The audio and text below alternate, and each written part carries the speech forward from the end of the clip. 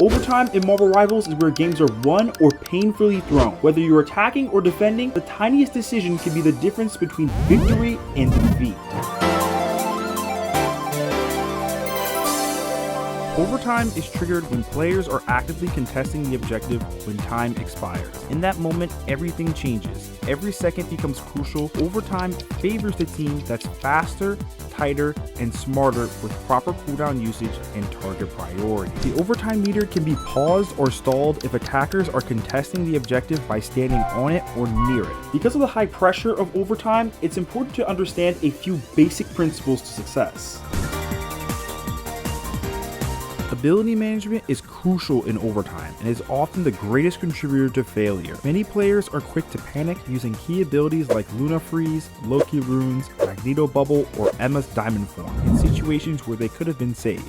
If you use an ability, be sure that it is going to land and give immediate value, as quick value is extremely important to success in overtime situations. Bad ultimate economy is why many teams lose in overtime, simply because they either use too many ultimates, too few, or none at all. If your team is behind a percentage on a domination map and needs to attack to force overtime, do not dump all of your ultimates into winning, but rather use 1 to 2 to initiate, and if the fight is not won by halfway through the first, maybe the second fight, then commit more ultimates into winning. Too many times do teams use all of their ultimates but then leave themselves with nothing to defend the objective in the next team fight after overtime is said and done. The opposite is also true, where you don't want to get into situations where you die with your ultimate. That is one of the golden rules of Marvel Rivals: never die with your ultimate in overtime, especially if your team is the one forcing overtime.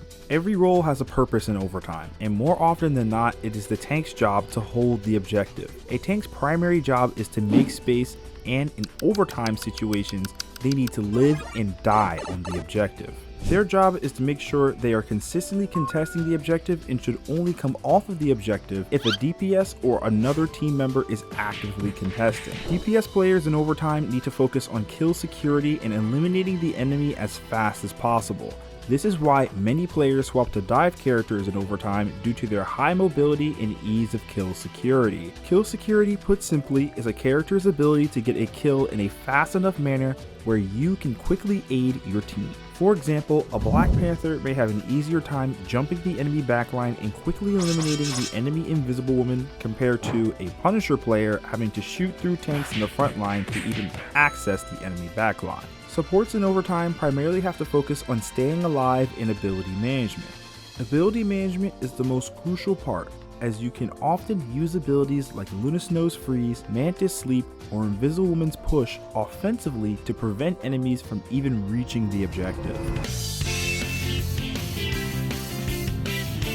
Let's talk defense first. You're not just holding a point. Defense in overtime is about staggering their last push, baiting out ultimates, and making pathing very difficult to get to the objective. In defensive overtime scenarios, your priority is controlled aggression. Make it difficult for the opponent to maneuver to the objective by fighting off the objective and forcing the enemy to beat you to touch, or by zoning them with AoE abilities like group balls. Defense overtime is about occupying space and forcing the enemy to have to fight you and stagger while desperately trying to keep overtime alive by touching the objective. If you can, look to force the enemy to move or trickle into the fight one by one. If this video has helped you so far, don't forget to hit that subscribe button and drop a like. Now, let's do a quick recap of key principles to remember in overtime defense. Anchor a tank on point like Emma Frost, Magneto, or the Thing. Use zoning ultimates defensively to prevent access to the objective. Stack utility, slows, shields, walls to make it hard for the enemy to move past your team and touch the objective. Block key doorways and chokes to prevent the enemy from touching the objective. You either go fast before they set up or bait them to use everything early and punish with trade tempo ultimates. Attacking in overtime is about decisiveness. You need to create chaos, force cooldowns, and make the opponent give you space. Ultimate usage in overtime is either done in fast or trade tempo, and if you're unsure of what those terms are, go check out my guide to ultimate usage where I break down the different styles of using your ultimate. Most ultimates are used in either fast or trade tempo in overtime due to both teams needing to secure kills or sustain their team quickly. quickly. On offense, you need to be able to identify the weak link in the enemy team's defense and find it quickly. If you cannot find that, communicate with your team and look to flank and pressure support immediately.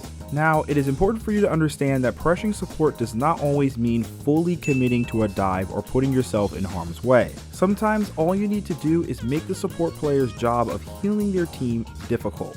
Most of the time, that is all the pressure your tanks and frontline need to secure an elimination.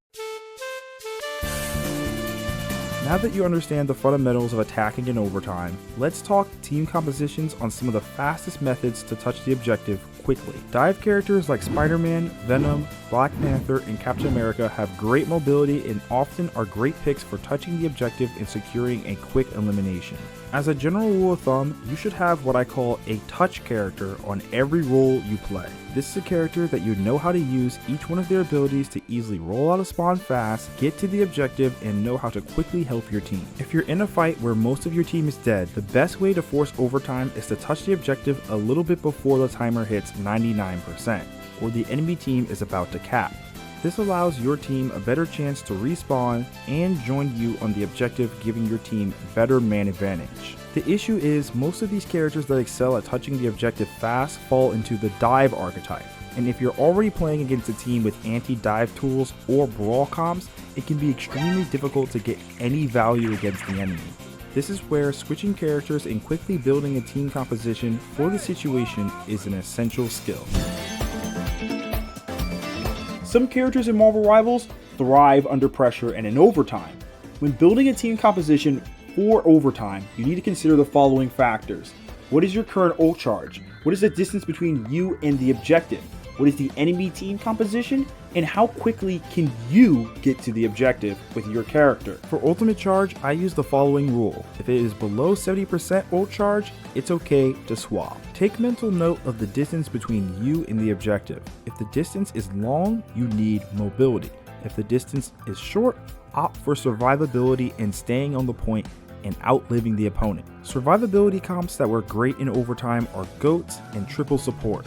These compositions have high sustain and can take tons of damage, forcing abilities out of the enemy team. On screen are a few variations of GOATs and triple support, compositions you can run in your ranked games when the situation arises. For a guide on how these compositions work, check out this video linked in the description and on screen. Lastly, enemy team composition can also influence overtime composition. This is where switching to direct counters to the enemy can be a great way to disrupt their momentum and provide a fresh set of abilities and playstyles to counter the enemy.